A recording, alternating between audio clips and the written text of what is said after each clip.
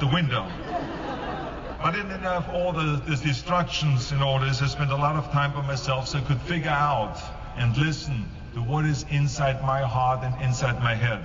And I recognized very quickly that inside my head and heart were a burning desire to leave my small village in Austria. Not that there was something wrong with us, Austria, it's a beautiful country, but I wanted to leave that little place and I wanted to be part of something big. The United States of America, a powerful nation, the place where dreams can come true. I knew when I come over here I can realize my dreams. And I decided that the best way for me to come to America was to become a bodybuilding champion, because I knew that was my ticket. The instant that I saw a magazine cover of my idol, Reg Park. He was Mr. Universe, he was starring in Hercules movies, he looked strong and powerful, he was so confident. So when I found out he got that way, I became obsessed and I went home and I said to my family, I want to be a bodybuilding champion. Now you can imagine how that went over in my home in Austria. My parents, they couldn't believe it. They would have been just happy if I would have become a police officer like my father, or married someone like Heidi, who had a bunch of kids and ran around like the Van Trapp family in Sound of Music. That's what my family had in mind for me, but something else burned inside me. Something burned inside me. I wanted to be different. I was determined to be unique. I was driven to think big and to dream big. Everyone else thought that I was crazy. My friend said, if you want to be a champion in a sport, why don't you go and become a bicycle champion or a skiing champion or a soccer champion? Those are the Austrian sports. But I didn't care. I wanted to be a bodybuilding champion and use that to come to America and use that to go into the movies and make millions of dollars.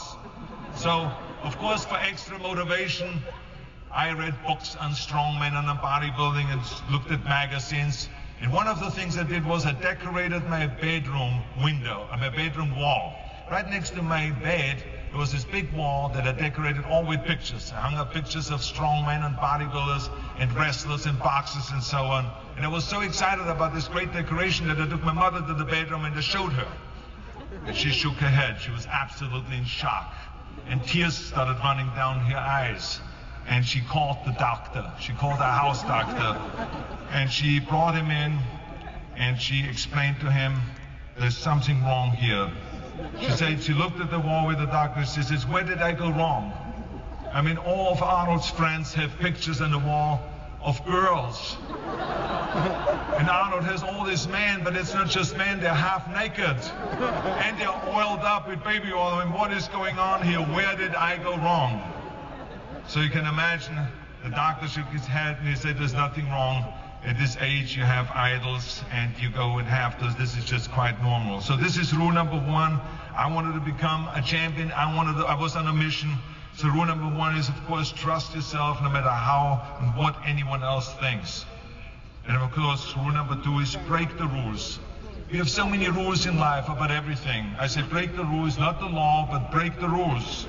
My wife has a t-shirt. My wife has a t-shirt that says, well-behaved women rarely make history. Well, you know, I don't want to burst her bubble, but the same is true with men. It is impossible to be a maverick or a true original if you're too well-behaved and don't want to break the rules. You have to think outside the box. That's what I believe. After all, what is the point of being on this earth if all you want to do is be liked by everyone and avoid trouble? The only way that I ever got any place was by breaking some of the rules. After all, I remember that after I was finished with my bodybuilding career, I wanted to get into acting and I wanted to be a star in films. You can imagine what the agents said when I went to meet all those agents. Everyone had the same line that it can't be done. The rules are different here. It says, look at your body. You have this huge, monstrous body, overly developed, that doesn't fit into the movies. You don't understand. This was 20 years ago, the Hercules movies. Now there's the little guys that are in, Dustin Hoffman, Woody Allen, Chuck Nicholson, before he gained weight, of course, that is.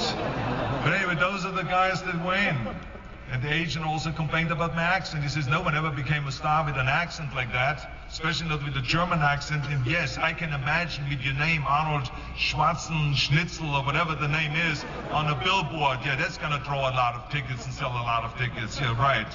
So this is the kind of negative attitude they had, but I didn't listen to those rules. Even though they were very nice and they said, look, we can get you some bit parts.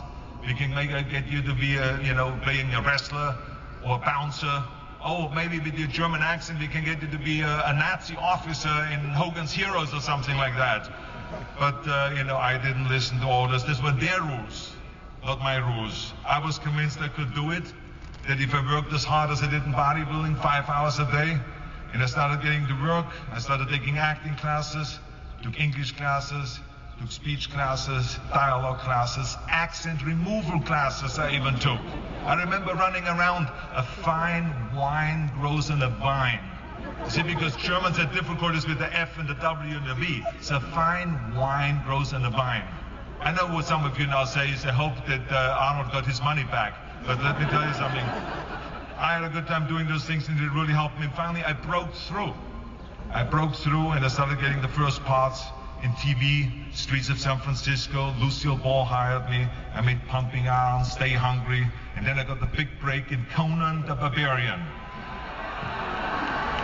And there the director said, if we wouldn't have Schwarzenegger, we would have to build one. Now think about that. And then when I did Terminator, I'll be back. Became one of the most famous lines in movie history, all because of my crazy accent. Now think about it, the things that the agent said will be totally a detriment and will be impossible for me to get a job, all of a sudden became an asset for me. All of those things, my accent, my body and everything. So it just shows you never listen that you can't do something. And you have to work your way up, of course, run for something else first. I mean, it was the same when I ran for governor. The same lines that you have to work your way up, it can't be done. And then, of course, I ran for governor, and the rest, of course, is history. They said you have to start with a small job as mayor, and then as assemblyman, and then as lieutenant governor, and then as governor. And they said, that's the way it works in a political career. I said, I'm not interested in a political career.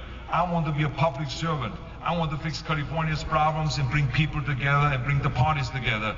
So, like I said, I decided to run. I didn't pay attention to the rules, and I made it, and the rest is history. Which, of course, brings me to rule number 3.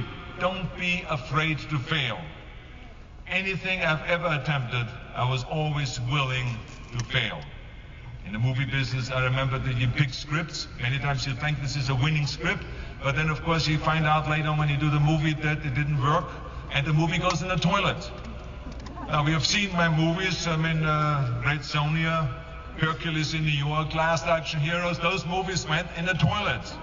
But that's okay, because at the same time I made movies like Terminator and Conan and True Lies and Predator and Twins that went through the roof. So you can't always win, but don't be afraid of making decisions.